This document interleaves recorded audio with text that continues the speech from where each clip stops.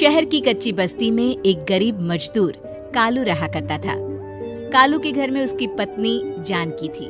जानकी लोगों के घरों में झाड़ू पोछा करके कुछ पैसे कमा लेती थी और वहीं कालू किसी तरह मेहनत मजदूरी करके 2 वक्त की रोटी का जुगाड़ कर लेता था। कुछ दिनों से हो रही बारिश के कारण कालू की मजदूरी बंद हो गई थी। अरे जानकी, इस बार तो बरसात ने हद ही कर दी, रुकने का नाम ही नहीं ले रही। कुछ समझ में नहीं आ रहा, अगर इसी तरह काम पर नहीं गया तो 2 वक्त की रोटी का जुगाड़ कैसे होगा। अरे तुम चिंता क्यों करते हो, बारिश का क्या है, 1 आध दिन में रुक जाएगी और उसके बाद में फिर से काम शुरू हो जाएगा।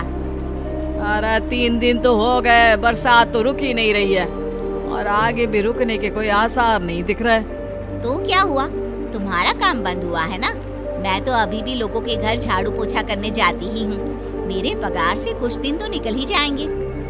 अरे घर का खर्चा तो हम किसी तरह चला लेंगे जानकी, लेकिन ये जो छत टपक रही है इसका क्या करेंगे? ये बात तो आपकी सही है। हमारी झोपड़ी अब काफी पुरानी हो चुकी है और इसके छप्पर में भी कई सारे छेद हो गए हैं। रात भर पानी टपकता रहता है। अरे मैं भी इसी बात से बहुत परेशान रहता हूँ। कहीं किसी दिन ज्यादा बारिश आ गई तो हमारी झोपड़ी टूटकर बिखर ना जाए। राम राम राम, ऐसी अशुभ बातें क्यों करते हो? अरे ऐसा कुछ नहीं होने वाला। ये झोपड़ी ही तो हमारा सब कुछ है। अगर यही नहीं रही तो हम जाएंगे कहाँ? ठीक है जानकी, जब तुम्हारी पगार मिल जाएगी तो कुछ पैसे बचाकर झोपड़ी के छप्पर की मरम्मत करवा लेंगे। शायद हमारी परेशानी कुछ कम हो जाए। ठीक है जी, अब ना ज्यादा परेशान मत हो। ये लो, खाना खा लो और सो जाओ। सुबह मुझे भी जल्दी काम पर जाना है। जानकी और कालू अपनी झोपड़ी में सो गए। रात को अचानक से बहुत तेज बारिश शुरू हो गई। धीरे धीरे बारिश का पानी कालू की बस्ती में भरने लगा। पानी भरते भरते झोपड़ी के बाहर तक पहुंच गया था। सुबह के वक्त जब कालू और जानकी सोकर उठे, हे भगवान, ये क्या हो गया? बारिश का पानी तो हमारे घरों तक पहुंच चुका है। अब मैं काम पर कैसे जाऊंगी? रहने दो जानकी, तुम आज काम पर मत जाओ। ऐसे पानी से निकल कर जाओगी और बीमार पड़ गई तो लेने के देने पड़ जाएंगे। लेकिन अगर नहीं गई तो मालकिन लोग नाराज हो जाएंगे। आप जानते हैं ना, बड़ी मुश्किल से 1 दिन की छुट्टी भी नहीं देती है। अरे लेकिन जानकी, झोपड़ी के बाहर तो पूरी बस्ती में पानी भरा है, तुम जाओगी कैसे? जानकी जैसे तैसे करके काम पर चली जाती है, लेकिन अगले दिन फिर से बहुत ज्यादा बारिश होती है और बस्ती में ज्यादा पानी भर जाता है। आज तो मैं तुम्हें किसी भी तरह काम पर नहीं जाने दूंगा। अरे अगर तुम्हें कुछ हो गया तो क्या होगा? ठीक है, तुम ठीक ही कहते हो। आज नहीं जाती। अगर मालकिन नाराज हो गई तो मना लूंगी किसी तरह। अरे मनाने वाली क्या बात है? जब तुम बताओगी कि हमारी झोपड़ी में पानी भर गया है तो वो खुद ही समझ जाएंगे ना।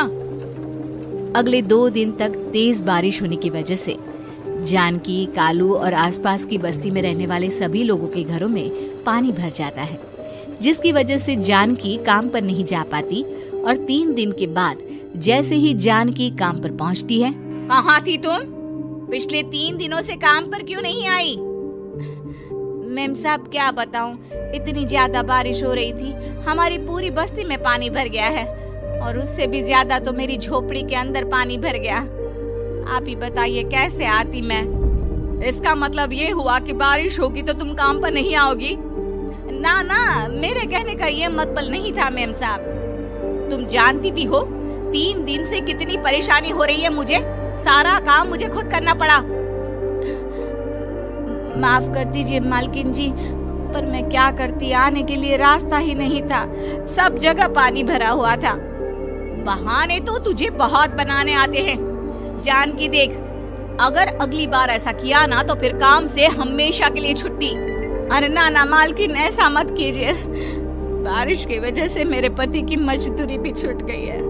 बड़ी मुश्किल से घर में 2 वक्त खाने की रोटी का जुगाड़ हो पाता है। आप मुझे काम से निकाल देंगे तो हम क्या खाएंगे? अगर इतनी ही चिंता है तो फिर रोजाना काम पर आया करो। चलो अब जल्दी से जाकर घर का सारा काम करो। बारिश रुकने का नाम ही नहीं ले रही थी। पूरे शहर में बाढ़ जैसे हालात बन गए थे। लेकिन नौकरी जाने के डर से जानकी किसी तरह रोज काम पर जाती थी। एक दिन जब जानकी काम करके अपने घर लौट आई तो अचानक उसकी बस्ती में कुछ लोगों का शोर सुनाई दिया। अरे लगता है बाहर कुछ हुआ है, मैं जाकर देखता हूँ।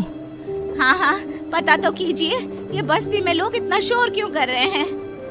बाहर जाकर कालू ने एक आदमी से पूछा। अरे क्या हुआ भाई, इतना शोर क्यों मचा रहा है? अरे क्या बताए भैया, अपनी बस्ती के बाहर एक पुल टूट गया है और वहाँ पर एक कार फंसी है। थोड़ी देर में अगर किसी ने नहीं बचाया ना तो वो कार पानी में बह जाएगी। ये क्या कह रहे हो भैया, कार के अंदर कोई है क्या? हाँ, कोई औरत बैठी है, अकेली है, बहुत रो रही है बेचारी, मदद के लिए बुला रही है। अरे तो हमें जाकर उनकी मदद करनी चाहिए ना। अरे लेकिन इसमें बहुत खतरा है, हमें अपने आप को बचाना चाहिए, पानी कभी भी हमारी बस्ती की तरफ आ सकता है। अरे तुम्हें नहीं चलना तो मत चलो, लेकिन मैं तो जाकर उस औरत की मदद जरूर करूंगा। कालू उस जगह पर पहुंचता है जहां वो औरत कार में फंसी हुई थी। वहां पर पानी का बहाव बहुत तेज था और सारा पानी कालू की बस्ती की तरफ ही आ रहा था। कालू ने एक बड़ी सी रस्सी को पेड़ से बांध दिया और दूसरे सिरे को कार की तरफ फेंक दिया और उस औरत को रस्सी के सहारे बाहर आने के लिए कहा। तभी वहां जानकी भी दौड़ती हुई आई। अरे ये तो मेरी मालकिन है, जिनके यहाँ मैं काम करने जाती हूँ। अरे मैडम जी, आप डरिएगा मत, आपको कुछ नहीं होगा। आपकी गाड़ी को भी मैंने रस्सी से बांध दिया है। थोड़ी देर में पानी का बहाव कम हो जाएगा, फिर हम आपकी कार को भी बाहर निकाल लेंगे। क्या तुम जानकी के पति हो? हाँ, जानकी मेरी ही पत्नी है, आपके यहाँ काम करती है ना। लेकिन मेम साहब, आप यहाँ पानी में कैसे फंस गई? अब क्या बताऊं, मैं अपनी सहेलियों के साथ पिकनिक पर गई थी, वहीं से लौट रही थी। अचानक पानी का बहाव तेज हो गया और मेरी गाड़ी फंस गई। अरे कोई बात नहीं मालकिन, अब ना आप बिल्कुल सुरक्षित हैं। मैं तो बहुत बुरी तरह डर गई थी, कब से मदद के लिए चिल्ला रही थी, लेकिन कोई मेरी मदद के लिए नहीं आया। भला हो तुम्हारा पति का जिसने मेरी जान बचा ली। लेकिन जानकी, मैंने तुम्हारे साथ बहुत गलत व्यवहार किया। इतने खराब मौसम और बाढ़ में भी तुम्हें काम पर आने के लिए कहा, नौकरी से निकालने की धमकी भी दी, और तुमने मेरी जान बचाई। मुझे माफ कर दो। अरे कोई बात नहीं मालकिन, आपकी जान बचाना तो हमारा धर्म था। देखो जानकी, तुम्हारी झोपड़ी में जो भी नुकसान हुआ है उसके लिए मैं तुम्हें पैसे दूंगी। आज तुम्हारे पति ने मेरी जान बचाई है और आज के बाद मैं तुम्हें कभी भी नौकरी से निकालने की धमकी नहीं दूंगी। आज मैं तुम्हारी परेशानी को अच्छी तरह समझ चुकी हूँ। हम जैसे पैसे वाले लोगों के लिए अपने घर में बैठकर बारिश का मजा लेना बहुत आसान है, लेकिन तुम गरीब लोगों के लिए बाढ़ और बारिश काफी परेशानी खड़ी कर देते हैं। ये बात मुझे आज अच्छी तरह समझ आ गई है। आपका बहुत बहुत धन्यवाद मालकिन।